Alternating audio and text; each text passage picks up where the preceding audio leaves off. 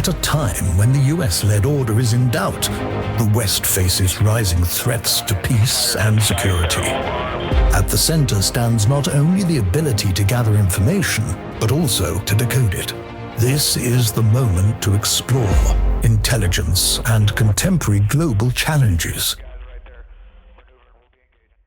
I'm Paul Lay, and I'm joined by Oscar Jonsson, who is Director of Phronesis Analysis. He's Associate Senior Lecturer at the Swedish Defence Academy, and he's Senior Associate Fellow at the NATO Defence College in Rome.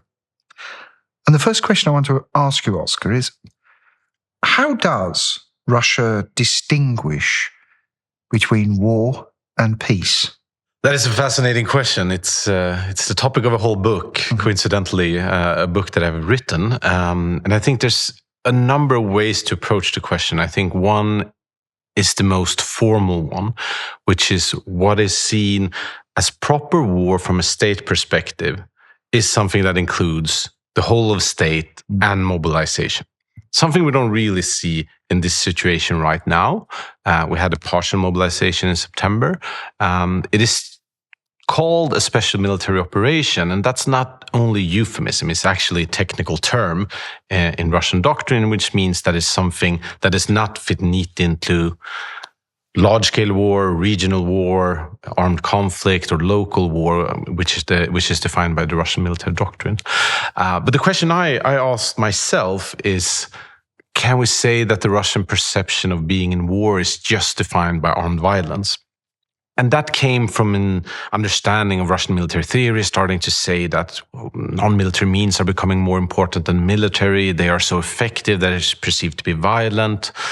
And that, of course, refers to what they're perceiving that the West is doing, and mainly non-military attempt to undermine the Russian regime and their grip on power. Now also manifested with military support in Ukraine, but still the sanctions and the political ideologies that kind of inspires revolts in Georgia, Ukraine, and Belarus, and even Russia, failed attempts to revolts, is seen as a part of Western non-military warfare, essentially, that is seen as effective as military means. And that's why there's a blurring of those lines. On the one hand, you can feel under an immense pressure, conflict, warfare. On the other, you don't have a formal war declaration or mobilization of the Russian society today. And if you think of the doctrine of Russia, the military doctrines of Russia, and the assumptions that they make, what assumptions have proved correct, and which ones have proved wrong?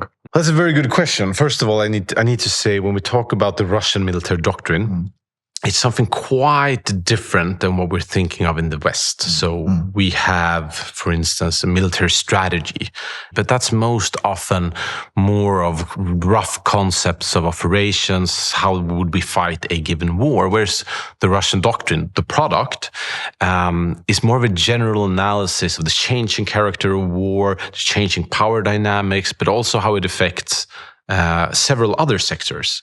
Economy, industry, production potential, information resources, etc.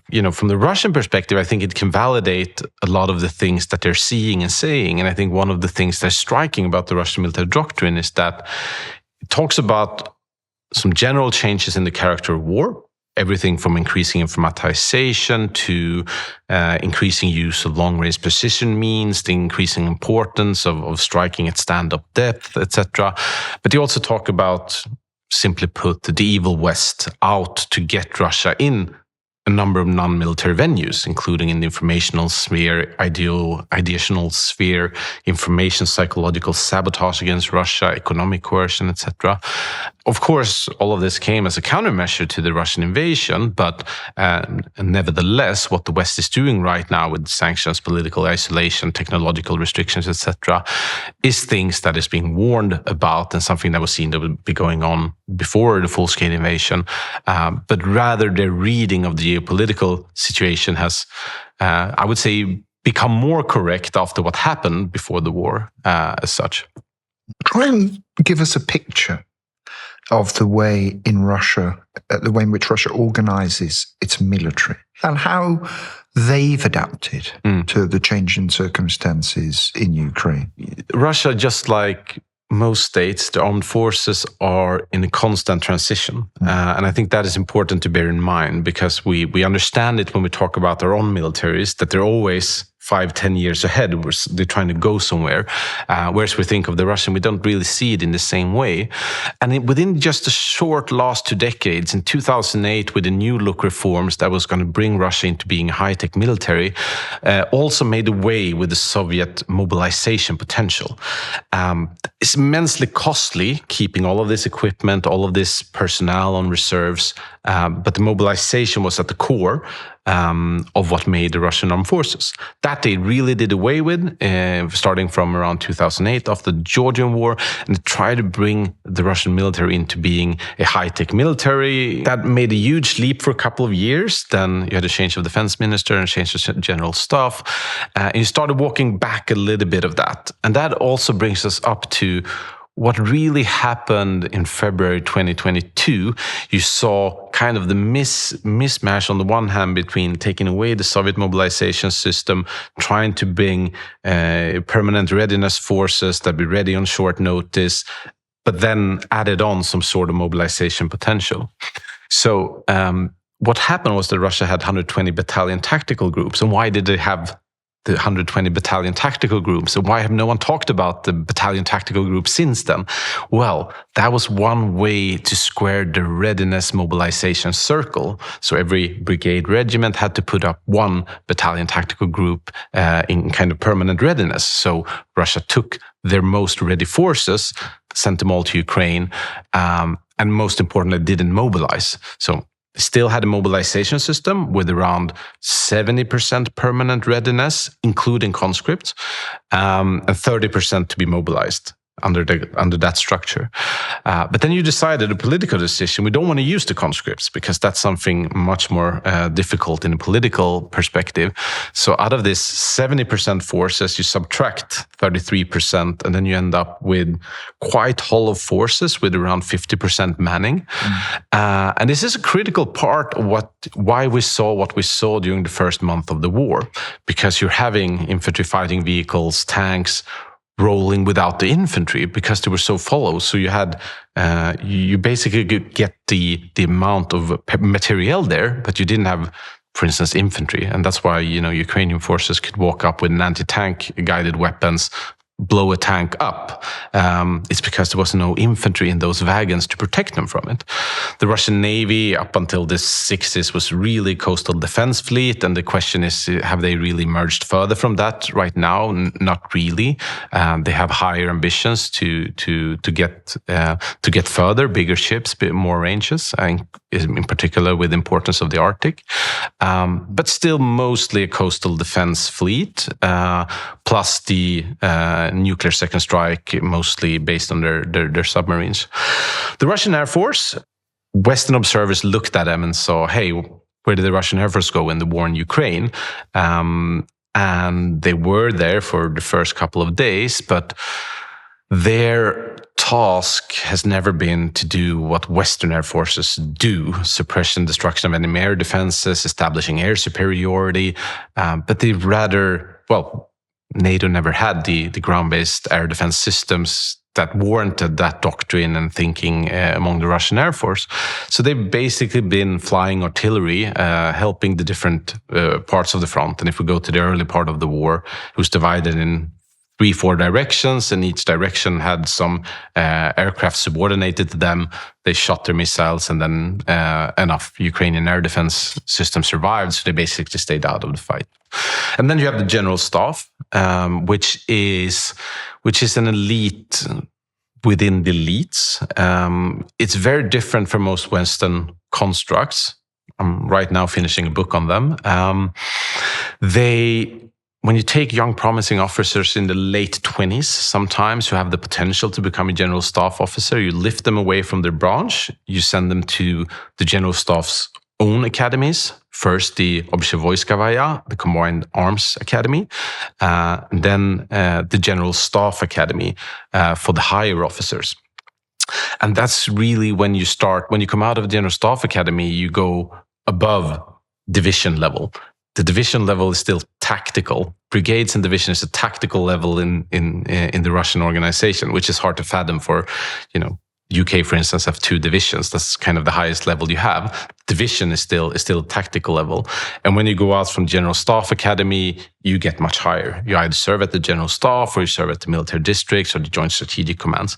So it sits on all the top nodes of the Russian military system.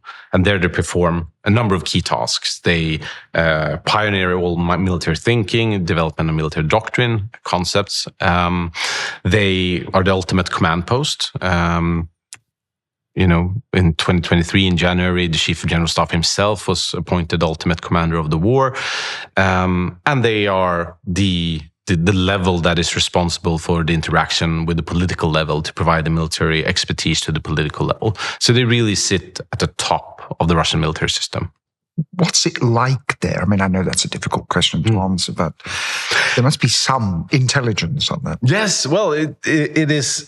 There is a way to answer that, and that is actually something that I'm investigating. And I find that the General Staff, if we start in the late 70s, had a lot of political courage. They did stick up to power. So when the Politburo was taking the decision of the Soviet intervention in Afghanistan, the General Staff, the Chief of General Staff, flatly refused. He got a gelling from Defense Minister Ustinov, who said, "Your job is not politics. I don't want to hear it." But he said, "We should not do it. It's not doable." And then when they asked the General Staff, they said, "How much troops would you need?" They said something like 50 divisions, anywhere between 400 and 500,000 men. The Politburo said, "You get 60,000 and everything will go well." But that dissent, or you could say kind of the honest military expertise, had a tradition to continue. In the Chechen War, the General Staff, some of the top people at General Staff refused. You had over 500 resignations and around 500 people that were fired because they gave their best and honest military advice. And if you fast forward this, the last example I can find of a Chief of General Staff that in the public gives honest military advice and puts what you would call some sort of political price to the political leadership in Russia is 2008. And that is Chief of General Staff Baluyevsky, who was fired just before the Georgian War. I think since then, Putin and his administration have managed to curtail all kind of, let's say, independent, politically threatening activity among the General Staff. The subservience has only increased. And really, in the forthcoming wars toward 2014 in Ukraine, 2015 in Syria, 2022 in Ukraine, I cannot find a single example of high-level dissent being expressed from the General Staff to the political leadership or in public. You can find some disgruntled former officers, but you cannot find top-level dissent in a way which you had both in the 70s, 80s, 90s, and 2000s. So that's a significant difference from the West. And it's also a significant implication for the future, because that means we cannot expect the right military rationale to inform the choice to go to war or not. So right now there's a very lively debate among Western military circles if Russia will be ready in 3 or 5 or 7 years for a war against NATO. But what are they counting? They're counting assumptions on when has Russian materiel or personnel reconstituted. But by the decision-making that happens in the Kremlins, there will not be a general who will say, yes, we're at 100%, we're ready to go. That is not what will determine decision-making. It didn't do so in 2022, because if you'd asked your general, what's the readiness, what's the state of your forces, they would have said, we're a mobilization army, we need to mobilize if this is going to be a big conventional war. And does Putin not realize this? Well, I think he knows now very well. But what happened in 2022 is another historical continuity among Russian wars. Almost without exception, they start with a coup d'état attempt and or a direct assassination attempt. And something that is not unique for Russia is kind of the decision driven by the most worst case fears coupled with the most favorable assumptions that everything will go well. And this was really what led up to the war in Ukraine. So that is continuity from Soviet. Yes, that is from the Finnish Winter War to the Prague Spring to Afghanistan. Hungary. If we look at Afghanistan, the Soviet side went in with three very explicit assumptions. First of all, an KGB liquidation of the leader and replace him by another leader, Babrak Karmal, would do it. If that doesn't do it, then the Afghan armed forces will do all of the fighting. And if that doesn't do it, it will be enough if we take the cities. Whereas the Mujahideen went out in the mountains and they fought the Soviets for 10 years. And you can see that Chechnya, the chief of general staff famously said, "We will take Chechnya in 2 hours with a parachute regiment." They drove in 3 administrative lines into Grozny. One was stopped by civilians. The other 2 was bombed because Chechnya had the know-how and a lot of Soviet military materiel. And then it took 4 months to take Grozny, and then they lost it again, etc. So we could go on like this, but I think that's not unique for Russian to have the most favorable assumptions for starting a military operation. We know about the Bay of Pigs, for instance. Well, yes, but there were lessons learned from it. But it seems to be as though there's almost no lessons learned by Russia during any conflict. There seems to be a running sore of some kind. But if that's the case, what are the lessons there for Sweden, do you think? I really like that question because, many times when I study Russian military affairs or Russian military theory, it puts an introspective light in. It's not necessarily they that are crazy in some questions. It's rather our inability to see that. Some of the questions are, well, we are crazy. I'll take a silly example, but there was big international negotiations in 2010, 2011 on international information security. We in the West wanted it to be about cybersecurity, whereas the Russian side and Chinese side wanted to include the content of information, which we saw then as completely dangerous because we're based on the freedom of speech. Information should flow through. But then, since 2016, what has been more topical than disinformation? That was not an issue back then, but it also, and I'm not saying we should abolish free speech, not at all, but we were completely unable to see the points of something that was a lot more salient to us. What is Sweden learning? Well, I think that Sweden has been in general a bit of an outlier in terms of Russia. We have very long traditions of both in the intelligence service, in the academic community, in the research community. Well, and for 400 years, also in the business community and all of the interactions to have quite a strong Russia analysis. But then the question is, the intelligence or knowledge is only valuable to the degree that someone acts upon it, right? You can know everything, you can still take the wrong decisions. And I think we've learned quite a little bit about that. Sweden is, in general, one of the countries with the most kind of extreme pendulums in terms of our policy. We had the world's 4th largest air force during the Cold War, but then when it came time to disarm, we kind of dismantled everything, and the planning was that Sweden is best defended in Afghanistan. And now we're back to being among the first to reach 3.5% in 2030. And I don't want to say that that's a lesson learned. I think it's a lesson identified because that's normally how Swedish politics and discussion always go. We're always going to be in the extremes. It can be either extreme, but we're always going to be in the extreme. And when it changes, it's going to change very quickly.